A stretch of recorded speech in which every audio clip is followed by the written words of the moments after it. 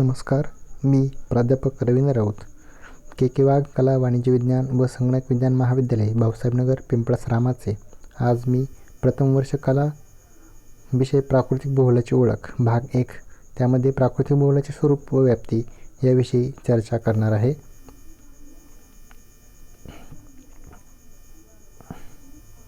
प्रस्तावना. भूगोल हे शास्त्र असून यामध्ये प्रादेशिक विभिन्नता व प्रदेशातील परस्पर संबंधांचा अभ्यास केला जातो. पृथ्वीच्या बदलत्या आविष्कारांचे अचूक, सुसंबंधित व संयुक्त वर्णन आणि विशदीकरण करणारे हे शास्त्र आहे. भूपृष्ठाच्या व मानवाच्या घनिष्ठ संबंधांचा अभ्यास भूगोलामध्ये केला जातो. प्राचीन काळापासून भूगोल ग्रीक रोमन कालखंडापासून भूगोलाचा अभ्यास लिखित स्वरूपात सुरू झाला. या काळात पृथ्वीचे वर्णन म्हणजे भूगोल एवढेच अभ्यासक्षेत्र होते. पृथ्वीच्या विविध प्रदेशातील माहिती, तेथील डोंगर, नद्या, पर्वत, हवामान, पिके, वनस्पती, प्राणी यांचे वर्णन यामध्ये केले जात होते.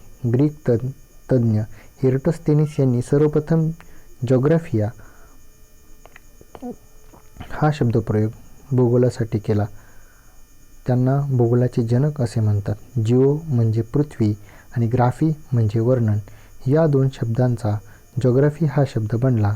पृथ्वीचे वर्णन म्हणजे भूगोल अशी भूगोलाची व्याख्या सुरुवातीस होती. आता आपण बघूया भूगोलाची व्याख्या. भूपृष्ठ हे मानवाचे घर असून भूपृष्ठाच्या व मानवाच्या घनिष्ठ संबंधांचा अभ्यास भूगोलात केला जातो. सदर व्याख्या ही आंतरराष्ट्रीय भूगोल परिषद यांनी केलेली आहे 1905 साली. भूगोल या शास्त्रामध्ये प्रादेशिक विभिन्नतेचा व प्रदेशातील परस्पर संबंधांचा अभ्यास केला जातो. ही व्याख्या ब्रिटिश परिशिष्ट मंडळ 1950 यावेळेस प्रसिद्ध केलेली आहे. भूगोल हे पृथ्वीच्या पृष्ठभागावरील बदलत्या आविष्कारांचे अचूक, सुसंबंधित व संयुक्त वर्णन व विशदीकरण करणारे शास्त्र आहे. याप्रमाणे भूगोलाच्या या व्याख्या आपल्याला सांगता येतील. त्यामध्ये आता आपण बघूया भूगोलाच्या मुख्यतः 2 शाखा आहेत, प्राकृतिक भूगोल व मानवी भूगोल.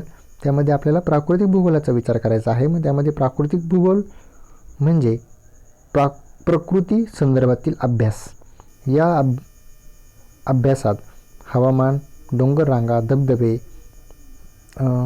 तकारातील अभयारण्य, नदी प्रणाली, मृदा तसेच महासागर, पर्वत या नैसर्गिक निर्मित घटकांचा अभ्यास केला जातो. याखेरीज प्राकृतिक भूगोलामुळे विविध प्रश्नांची उकल होते. उत्कृष्ट बेदाणा तासगाव परिसरातच का? हळदीचे उत्पादन सांगलीतच का? सफरचंद काश्मीरमध्येच का? चहा दार्जिलिंगमध्येच का? यासारख्या अनेक प्रश्नांची उत्तरे प्राकृतिक भूगोलाच्या अभ्यासातून समजतात. प्राकृतिक भूगोलाच्या व्याख्या आपण लक्षात घेऊया. नैसर्गिक निर्मितीचे शास्त्रशुद्ध विवेचन म्हणजे प्राकृतिक भूगोल होय. दुसरी व्याख्या आपल्याला सांगता येईल. पृथ्वीवरील मृदावरण, त्यालाच आपण शिलावरण देखील म्हणतो, वातावरण आणि जलावरण यामधील सर्व घटकांचा विश्लेषणात्मक अभ्यास म्हणजे प्राकृतिक भूगोल होय. नंतर वेबस्टर यांनी केलेली व्याख्या आहे. भूपृष्ठ रचनेचा व त्यावरील जमीन, पाणी व हवामानातील घटकांचा प्राकृतिक पर्यावरणाचा अभ्यास हा प्राकृतिक भूगोलात केला जातो.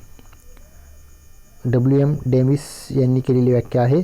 पृथ्वी व मानव यांच्या संबंधातील घटकांचा व मानवासभोवतील प्राकृतिक घटकांचा अभ्यास प्राकृतिक भूगोलामध्ये केला जातो. प्राकृतिक भूगोल म्हणजे प्राकृतिक स्थल विज्ञान होय. आर्थर होम्स यांनी केलेली व्याख्या आहे. प्राकृतिक पर्यावरणाचा अभ्यास हाच प्राकृतिक भूगोल असून यामध्ये भूरूपशास्त्र, सागरशास्त्र, वातावरणशास्त्र व हवामानशास्त्र यांचा समावेश होतो. अशा प्रकारे विविध शास्त्रज्ञांनी प्राकृतिक भूगोलाचा एक अभ्यास त्या ठिकाणी कसा करायचा किंवा त्या संदर्भात व्याख्या त्या ठिकाणी स्पष्ट केलेला आहे आपल्याला दिसून येतं. यावरून असं लक्षात येतं की पृथ्वीवरील नैसर्गिक घटकांचा, त्यांच्या निर्मितीचा व प्रक्रियेचा अभ्यास करणारं शास्त्र म्हणजे प्राकृतिक भूगोल होय असं आपल्याला सांगता येईल. आता प्राकृतिक भूगोलाचं स्वरूप कसं आहे? मग त्यामध्ये आहे निरीक्षणात्मक स्वरूप आहे, त्यानंतर वर्णनात्मक स्वरूप आहे. मुळात भूगोल हे वर्णनाचं शास्त्र आहे, त्यामुळे त्यामध्ये वर्णनात्मक स्वरूप आहे, बहुविषयात्मक स्वरूप आहे. प्राकृतिक भूगोलाचा असेल किंवा भूगोलाचा असेल इतर विषयांशी सहसंबंध येतो, त्यामुळे बहुविषयात्मक स्वरूप त्या ठिकाणी आपल्याला सांगता येईल. परस्पर संबंधात्मक स्वरूप आहे. प्राकृतिक घटकांचा त्या ठिकाणी हवामानाशी संबंध असतो, हवामानाचा त्या ठिकाणी मानवी जीवनाशी संबंध असतो. त्याने ह्यामुळे हे परस्पराचं संबंधाचं शास्त्र आहे असं आपल्याला सांगता येईल. कार्यकारण भावात्मक स्वरूप त्या ठिकाणी आहे. नंतर सर्वात्मक स्वरूप आहे. विशेषीकरणात्मक स्वरूप त्या ठिकाणी आपल्याला सांगता येईल. विवेचनात्मक स्वरूप प्राकृतिक भूगोलाचे आहे. त्यानंतर रचनात्मक स्वरूप आणि गतिशील स्वरूप. भूगोल हा विषय गतिशील स्वरूपाचा आहे, त्यामुळे त्याचं स्वरूप जे आहे ते गतिशील आहे. भूगोलामध्ये विविध बदल होत असतात. तंत्रज्ञानाचा वापर करून विविध घटकांचा अभ्यासामध्ये बदल झालेला आहे. तंत्रज्ञानाधिष्ठित हे शास्त्र असल्यामुळे हे गतिशील स्वरूपाचं आहे असं आपल्याला सांगता येईल. आता प्राकृतिक भूगोलाची व्याप्ती, ते स्कोप ऑफ फिजिकल जॉग्राफी. त्यामध्ये मग पहिला आहे शीघ्र हालचाली. सिद्धांत व संकल्पना यांचा अभ्यास प्राकृतिक भूगोलामध्ये अनेक त्या ठिकाणी केला जातो. अनेक सिद्धांत व संकल्पना यांचा अभ्यास होतो.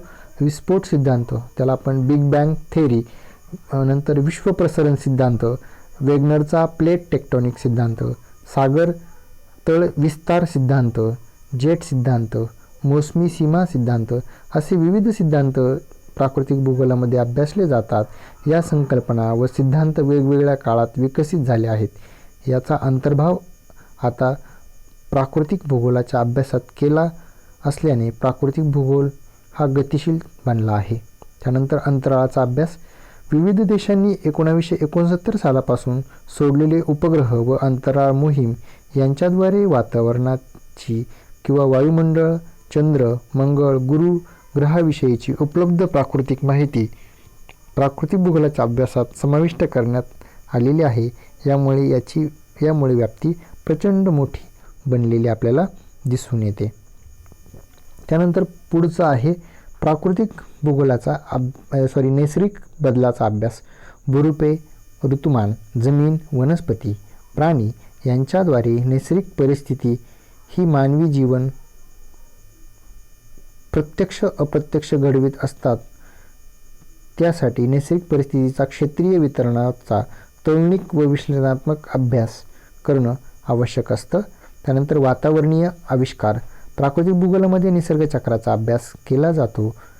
सौर ऊर्जा, तापमान, पर्जन्यमान, हवामान, वातावरणीय आविष्कार, वातावरणाची घटना, संरचना, हवेचे घटक अशा विविध घटकांचा अभ्यास प्राकृतिक भूगोलामध्ये केला जातो. गतिमान वायुमंडलामध्ये कायम बदल घडत असतात. जागतिक तापमान वाढ यामुळे झालेले परिणाम याचा अभ्यास असो वा मुंबईत एकाच दिवशी सर्वाधिक पावसाची नोंद याविषयीचा अभ्यास त्या ठिकाणी केला जातो. वातावरणीय आविष्कार.